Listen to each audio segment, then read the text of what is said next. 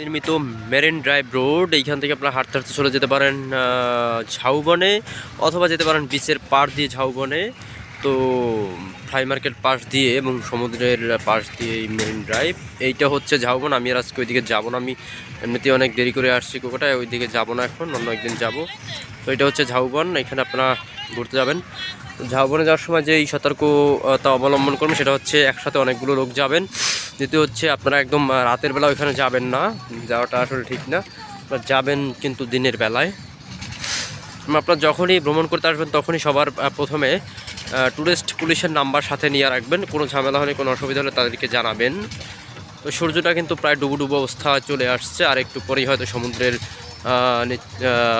অথই জলে হারিয়ে যাবে এই সূর্য।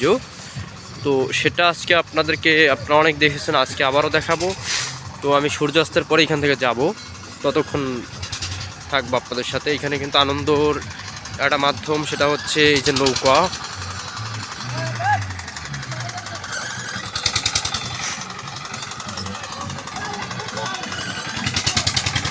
এই নৌকাটা আপনারা দোল খেতে পারেন। আমার কিন্তু অনেক ভয় লাগে এটা উঠতে, আমি যদি এটা উঠি তাহলে আমার একদম হাত পা কাঁপবে এবং হার্টবিট অনেক।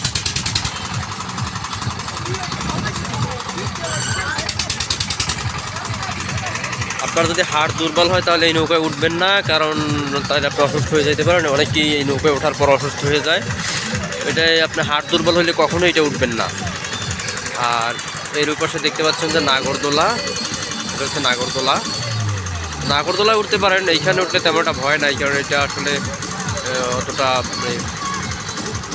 ভয়ের কিছু নাই এখানে।